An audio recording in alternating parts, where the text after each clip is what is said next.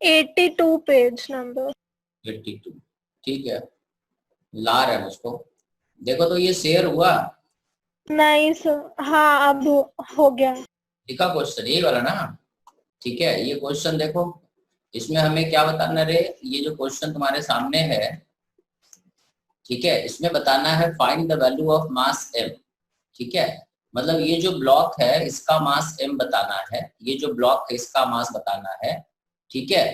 Such that all the surface are frictionless, और ये दोनों ब्लॉक साथ साथ चले, ठीक है। तो क्या करेंगे कि ये हमारा एक बड़ा वाला ट्रायंगुलर वेज है, ठीक है, और ये छोटा सा ब्लॉक है, इसका मास है हमारा m और इसका मास है कैपिटल M डैश, ये एंगल है थीटा, और ये धागे से बंधा हुआ और ये पुली ऐसा गया, और यहाँ का ब्लॉक का मास कैपिटल M है, हमें कैपिटल M बताना है ना। और ये ऐसा चले, ये जो छोटा ब्लॉक और बड़ा ब्लॉक है दोनों साथ साथ चले, ऐसे ही क्वेश्चन है।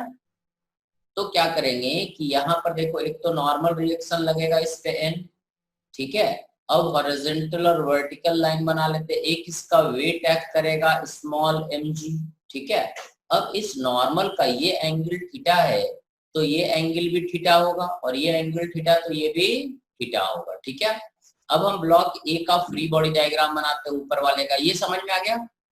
इस ब्लॉक का फ्री बॉडी डायग्राम बनाते हैं, ये जो छोटा सा ब्लॉक है, ठीक है, इसके ऊपर एक वर्टिकल फोर्स लग रहा है, ठीक है, इसके ऊपर एक वर्टिकल फोर्स लग रहा है, इसको थोड़ा छोटा कर देते हैं, इसके ऊपर एक वर्टिकल फोर्स लग रहा है, ये है n cos थीटा, देखो n cos थीटा, सही है। और एक हॉरिजॉन्टल फोर्स लग रहा है n sin थीटा, और इसका एक वेट एक्ट कर रहा है mg। देखो n का दो कंपोनेंट होगा, एक हॉरिजॉन्टल और एक वर्टिकल, सही है, ठीक है। तो क्योंकि ये हॉरिजॉन्टली मान लेते हैं ए से एक्सेलरेट हो रहा है, ये दोनों ए से चल रहा है, तो ये ए से नीचे जाएगा, ठीक है। तो एक इक्वेशन ये छोटे वाले का बनेगा, वर्टिकल फोर्स बैलेंस रहेगा, n cos theta must be mg, और n cos theta sorry n must be equal to mg by cos theta, सही है, n must be equal to mg by cos theta, सही है। और दूसरा जो horizontal force है, ये पहला इक्वेशन बन गया, हॉरिजॉन्टल फोर्स कितना है n sin theta, that is equal to mass into acceleration, ठीक है। ये n का वैल्यू यहाँ रख देते हैं, इस n का वैल्यू इसमें रख देते हैं, तो ये हो जाएगा mg by cos theta into sine theta is equal to ma, a काट देते हैं, तो यहाँ से हमें मिला, एक तो n हमें मिल गया और दूसरा मिल गया a is equal to g tan theta, ये एक्सेलरेशन भी मिल गया, ठीक है। ये दो इक्वेशन बन गया। अब इसके बाद क्या करना है कि ये जो ट्रायंगुलर वेज है, ये ट्रायंगुलर वेज का फ्री बॉडी डायग्राम बनाते हैं। तो ये ट्रायंगुलर वेज का जो फ्री बॉडी डायग्राम बनेगा, एक ये वाला लगेगा नीचे n cos थीटा, और एक n sin थीटा, की नॉर्मल इस पे इधर लगेगा ना, तो ये हो जाएगा n sin थीटा। देखो n sin थीटा का कंपोनेंट इस पे इधर लगेगा, और n cos थीटा क्योंकि इस पे ऊपर लग रहा है तो इस पे नीचे लगेगा, सही है, ठीक है। और धागे का टेंशन मान लेते हैं सर। इस ब्लॉक पे टोटल हॉरिजॉन्टल फोर्स अगर बोले तो T लग रहा है, T minus n sin theta, यही लग रहा है टोटल हॉरिजॉन्टल फोर्स, इसको T से आगे खींच रहा है, T इधर खींच रहा है, और n sin थीटा पीछे धक्का दे रहा है, दैट इज इक्वल टू इसका मास m डैश इनटू a, सही है। ये तीसरा इक्वेशन हो गया। और चौथा इक्वेशन, ये वाले ब्लॉक का फ्री बॉडी डायग्राम बनाते हैं, ये नीचे गिर रहा है कैपिटल mg, ऊपर टेंशन T, क्योंकि ये a से नीचे जा रहा है, तो इसका इक्वेशन बनेगा कैपिटल mg माइनस टी बराबर ma, सही है, ठीक है। सो यहाँ से अब देखो ये चौथा इक्वेशन, तो यहाँ से हम लिख देंगे capital m is equal to, ठीक है ना, capital m is equal to T by G minus A, देखो तो सही है, इसको इधर ले आएंगे, yes sir, yes sir, T का वैल्यू और ए का वैल्यू, यही दो चीज अननोन है, सही है, टी और ए का वैल्यू अननोन है, समझ गए।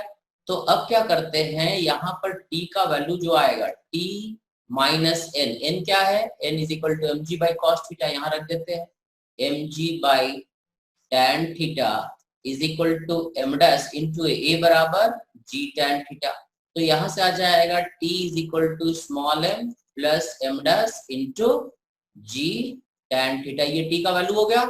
अब यहाँ चिपका दो इसको, तो ये हो जाएगा, ठीक है, capital M is equal to T का मतलब m plus M dash into G tan theta by g minus A मतलब ए का मतलब है g tan थीटा, सही। ये g और ये g कट जाएगा, हमारे पास आएगा small m plus M dash into tan theta by 1 minus tan theta, ये लिख सकते हैं। या इसको हम ऐसा करें, tan थीटा को नीचे ले आते हैं तो m का वैल्यू हो जाएगा, ये आंसर भी सही है, ठीक है। इसको हम ये भी लिख सकते हैं m plus M dash by 1 by tan theta minus tan theta, देखो ये भी सही है। This is equal to m plus M dash by cot theta minus 1, ये भी आंसर सही है, ये भी आंसर सही है, ये भी आंसर सही है। चेक करो क्या दिया है, कहानी हाँ सही है ये। समझ में आ गया कहानी? Yes sir. ठीक है, थोड़ा बड़ा था बट ये कर सकते थे। चलो आगे बोलो। सर मेरा एक डाउट है, मैं आपको भेज दूं क्या? हाँ बोलो बोलो, फटाफट बोलो, ऐसे ही सुन लेंगे रे, भेजना भेजना नहीं, बोल दो, अभी बोल दो, अभी बता दे। फिर वो फिगर बना हुआ है उसमें, इसलिए। कैसे फिगर भेजेगी? व्हाट्सएप पे भेज सब, क्या है फिगर बताओ, ऐसे अंदाजा, तुम क्वेश्चन तो पढ़ो, हम बना लेंगे। A string of negligible mass going over a clamped pulley of mass m supports a block of mass m as shown in the figure. The force on the pulley by the clamp is ये given. पुली ऐसा है, ये clamped पुली है, इसका मास क्या है, ऐसा ही है ना फिगर? सर साइड में एक बना हुआ है बड़ा सा। अब वो फोटो तो हमको भेजना पड़ेगा, व्हाट्सएप भेजो, व्हाट्सएप खींच के तब भेजो, जरा देखें, फोटो भेज दो तो देख लेंगे, या स्क्रीन शेयर कर सकते हो। कहाँ पे है, सॉफ्ट कॉपी में है या कॉपी शेयर कर दोगे स्क्रीन? देखो ना, हम तुमको ये बनाते हैं, पोस्ट बनाते हैं, तुम भेजो जरा, ठीक है, या इसी में दिखा दो ना। हाँ सर। है ना, ये पुली है और इधर दीवार है और एक ब्लॉक टंगा हुआ है, ऐसा ऐसा ना? हाँ सर। यही है ना? अब बताओ इसका डाटा बताओ, पुली का मास बताओ। पुली यहाँ से न टंग करके साइड से कहीं टंगा हुआ है ना, इधर से ऐसे जुड़ा हुआ है कुछ, है ना? क्या निकालना है? इसका मास बताओ क्या? हाँ हाँ समझ गए, इसका मास बताओ। सर स्मॉल m दिए। और पुली का मास? सर पुली का मास स्मॉल m है और उसका मास कैपिटल M। ठीक है, पुली का हिंज रिएक्शन पूछा है, क्या पूछा है? Sir force on pulley by the clamp. बस बस बस, देखो कुछ नहीं करना, ठीक है, लिख दे आंसर।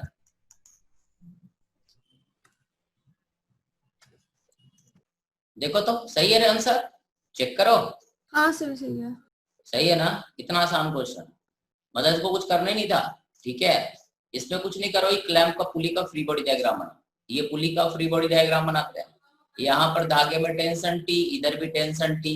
इस ब्लॉक का अगर बात करेंगे तो यहाँ पे टेंशन टी और इसका वेट स्मॉल एम जी, तो टी बराबर क्या हो गया, स्मॉल एम जी, और ये पुली का वेट भी नीचे चेक करेगा, कैपिटल एम जी। अब देखो हिंज जो है, ठीक है, अब हिंज कुछ फोर्स लगा रहा होगा, मान लेते हैं एफ एक्स, और हिंज फोर्स लगा रहा होगा एफ वाई। ये जो कील है ना, यहाँ पे एक एफ एक्स फोर्स लगा रहा है और एक एफ वाई लगा रहता है, ऐसा मान लेते हैं। तो एफ एक्स हमारा क्या हो जाएगा, F x is equal to T, और टी बराबर क्या है, एम जी। और दूसरा एफ वाई हमारा क्या हो जाएगा, एफ वाई वर्टिकल फोर्स इसको और इसको बैलेंस कर रहा, so it is T plus capital M g. T का मतलब क्या है, small M g plus capital M g, सही। अब एफ एक्स और एफ वाई क्या है, तो रूट ओवर हो जाएगा F x square plus F y square, समझ गए?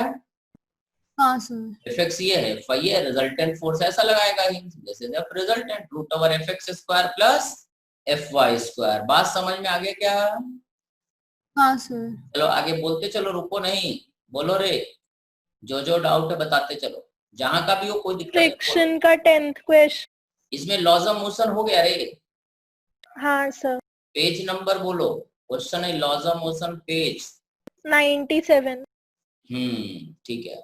देखो ये बहुत आसान क्वेश्चन है, ठीक है। देखो क्या होगा, the angle between resultant contact force and normal force exerted by, है ना, contact force and normal force.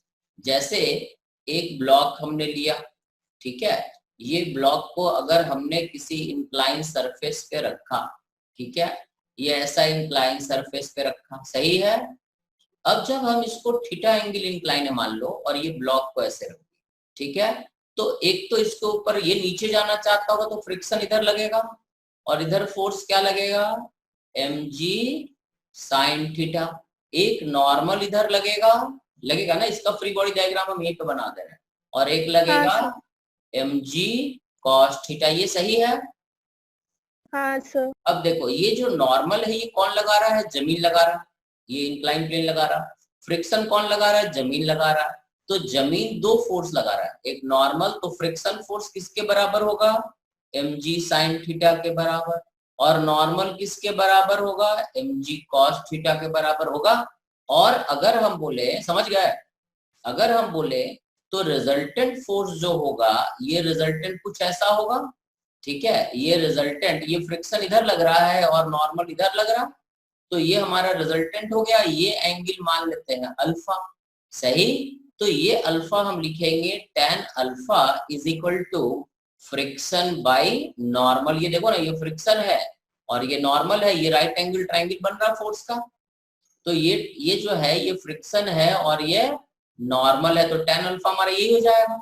So this is equal to sin theta by cos theta, that is equal to tan theta. So alpha का value किसके बराबर रहेगा, tan theta के बराबर, ठीक है। अब समझ गए? हाँ सर। ठीक है, Yes, sir. मतलब ये जो एंगल, ये Yes, एंगल sir. रहेगा, ये थीटा। हाँ रे ताहा, आ गए रे तू? अरे हाँ, sir. ताहा, कितनी देर बाद आए रे तू हराम हाँ, को? सो अब देखो कि फ्रिक्शन का मैक्सिमम वैल्यू क्या हो सकता है, फ्रिक्शन का वैल्यू मैक्सिमम जो हो सकता है म्यू टाइम्स नॉर्मल रिएक्शन, ठीक है। सो tan, समझ गए? सो ये मैक्सिमम वैल्यू जो हाँ, होगा म्यू टाइम्स नॉर्मल रिएक्शन, तो ये हो गया हमारा mg sin theta. Friction maximum इतना ही रहेगा और ये म्यू टाइम्स है, सो म्यू n का मतलब है mg cos theta is equal to mg sin theta. mg cut गया, सो म्यू का वैल्यू मैक्सिमम क्या हो सकता है, sin theta by cos theta. ये cos थीटा इधर ले आएंगे, sin theta by cos theta tan theta. तो tan थीटा का मैक्सिमम वैल्यू जो हो सकता है वो म्यू के बराबर हो सकता है ना? समझ में आया? ठीक है, मतलब अल्फा का जो मैक्सिमम वैल्यू होगा वो tan थीटा मैक्सिमम के बराबर होगा, और tan थीटा मैक्सिमम कितना है, म्यू के बराबर। समझ में आया? हाँ सर।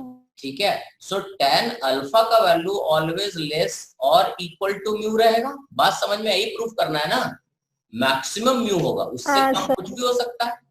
मैक्सिमम ये tan थीटा किसके बराबर है, म्यू के बराबर, इससे ज्यादा tan थीटा नहीं हो सकता। समझ गया? तो इसका मतलब हुआ कि tan अल्फा मैक्सिमम म्यू हो सकता है, मतलब म्यू से कम कुछ भी हो सकता है। क्लियर हुआ क्या? हाँ सर। ठीक है, ये देखो जमीन जो है दो फोर्स लगा रहा है, एक हाँ, सर। फ्रिक्शन लगा रहा है और एक नॉर्मल भी जमीन, ये जो इंक्लाइन प्लेन है ये दो फोर्स लगा रहा है।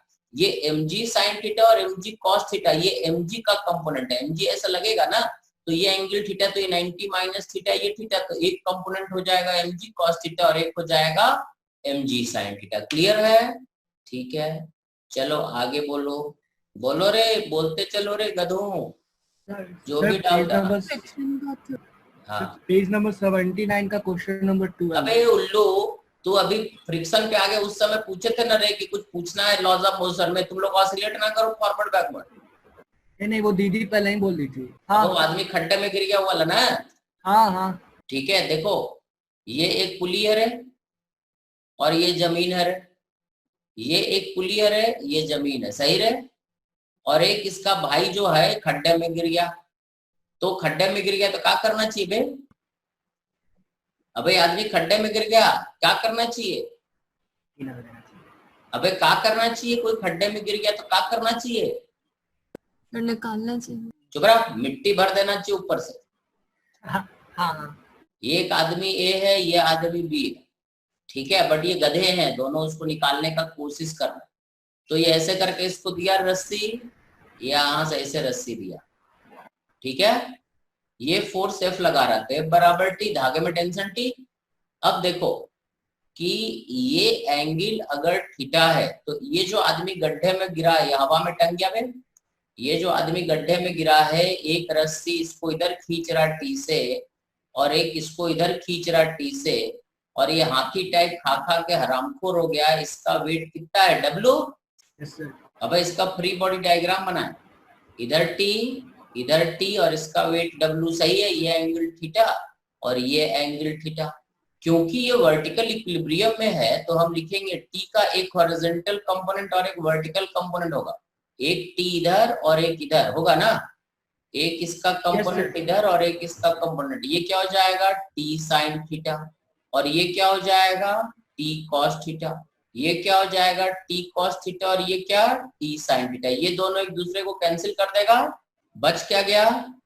2t cos theta is equal to क्या? Weight of man W। देखो रे, यस सर।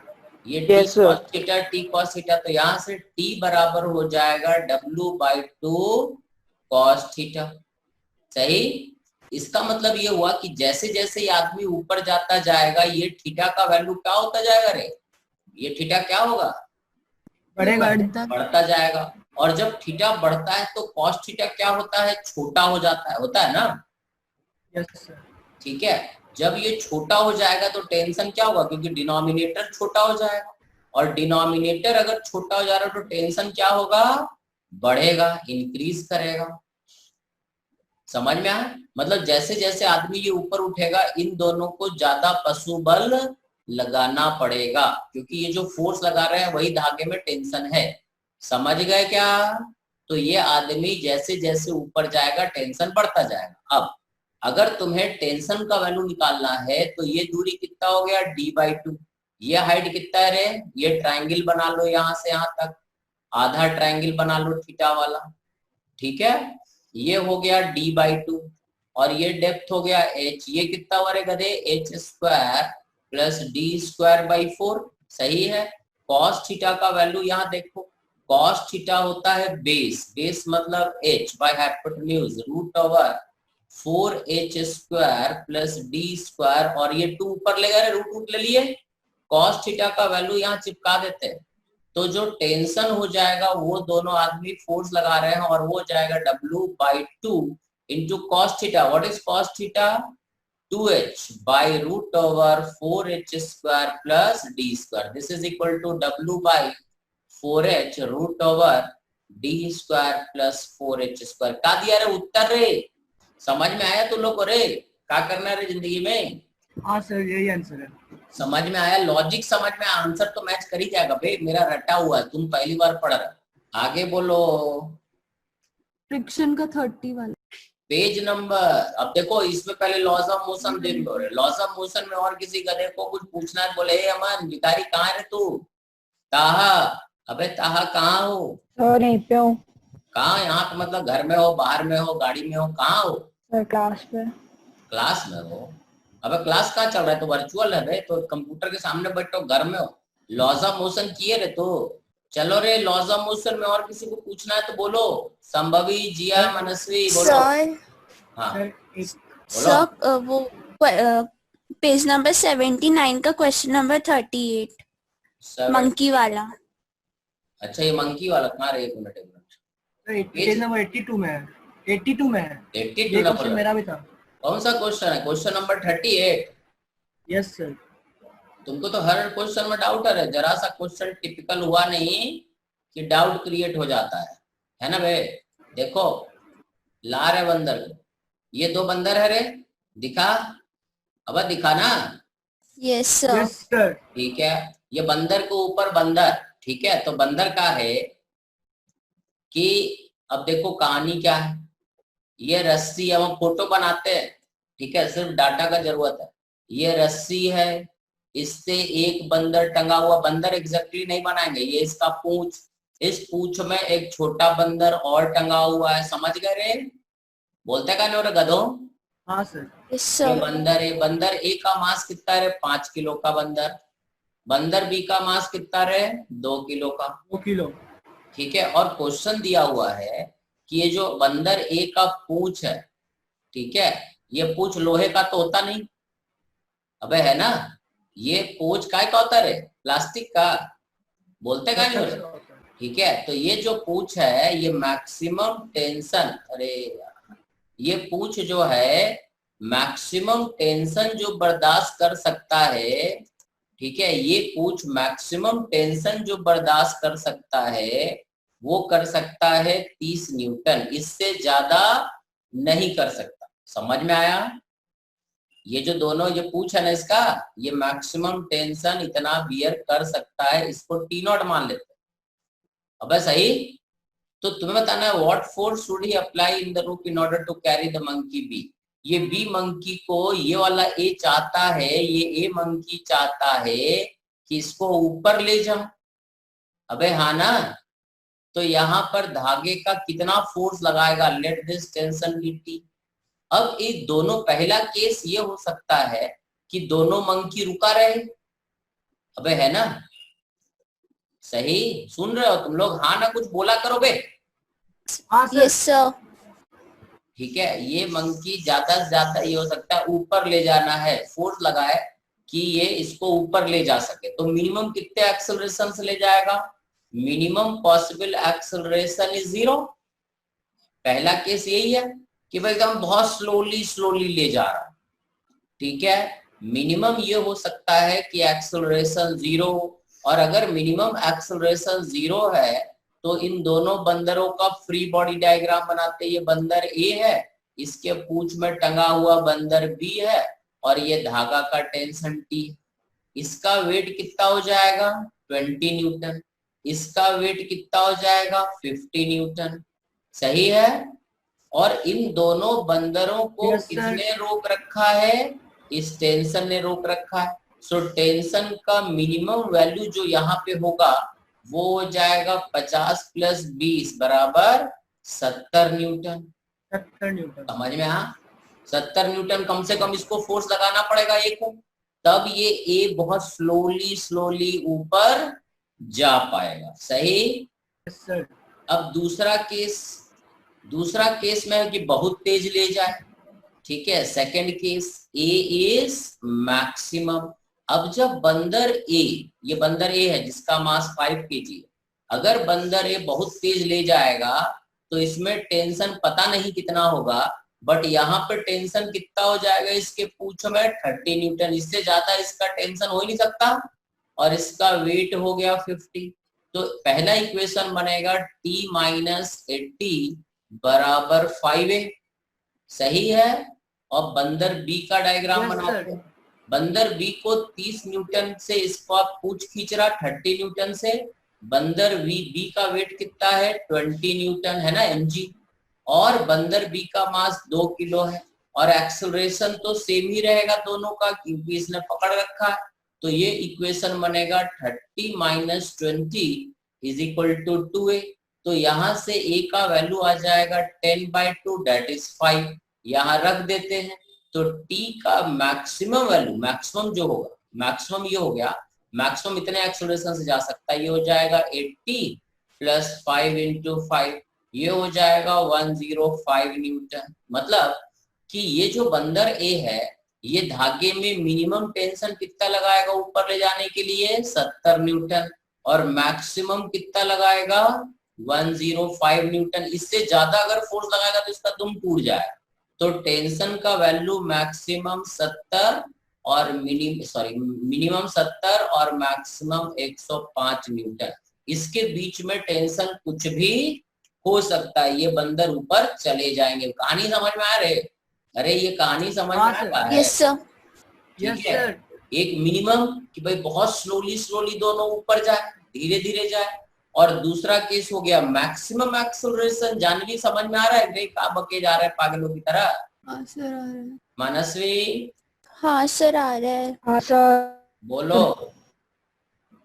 जिया सही है रे, समझ गया है? चलो आगे बोलो, पहले आगे बोलो। फ्रिक्शन का 30 वाला पेज नंबर 99 पेज नंबर 90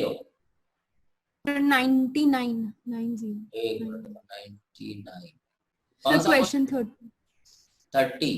अच्छा, ये आदमी वाला गड्ढे में गिरा हुआ है। तुम लोग बहुत गड्ढे में गिर रहे हो रे। इसे वो दीवार पे हुआ है। स्पाइडरमैन बना हुआ है।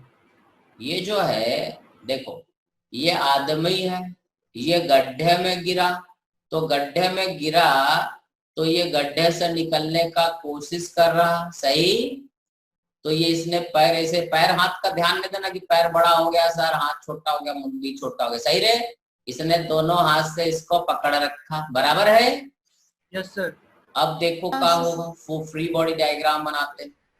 इसका वेट नीचे एक्ट करेगा mg, एक यहाँ पे नॉर्मल एक्ट करेगा n1, एक ये पैर हाथ मिला करके इधर फोर्स लगेगा n2, इधर से भी कुछ लगेगा, इधर से टोटल फोर्स दोनों जोड़ के कितना हो गया n2, सही है। और अगर n1 n2 लगेगा तो दूसरा कि ये नीचे फिसल रहा होगा तो फ्रिक्शन ऊपर लगेगा F1 और इधर फ्रिक्शन ऊपर लगेगा F2, सही है।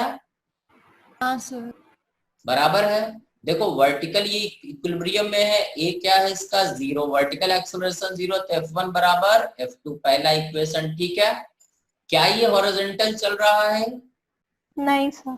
N1 must be equal to N2, सही है, क्योंकि हॉरिजॉन्टल नहीं चल रहा तो ये दोनों फोर्स भी कैंसिल होना चाहिए। अब फ्रिक्शन जो होता है F1 is equal to mu times N1 और F2 जो होता है म्यू टाइम्स N2, सही है। और तुम्हें पता है कि N1 N2 बराबर है, सो यहाँ से कंक्लूजन ये निकलता है कि N1 N2 अगर बराबर है तो F1 और F2 भी बराबर होगा।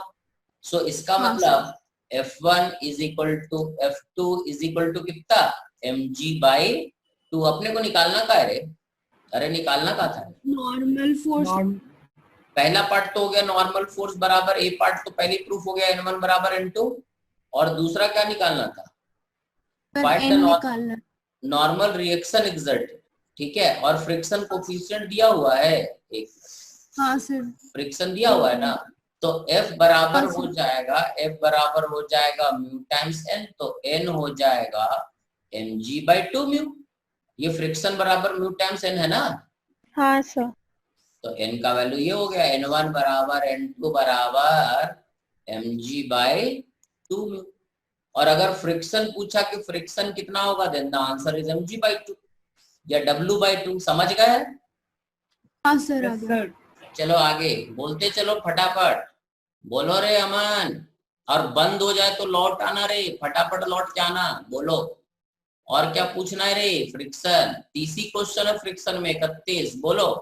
किसी को और कहीं कोई डाउट हो तो बोल दे। चलो अब अगला स्टार्ट करते हैं, ठीक है।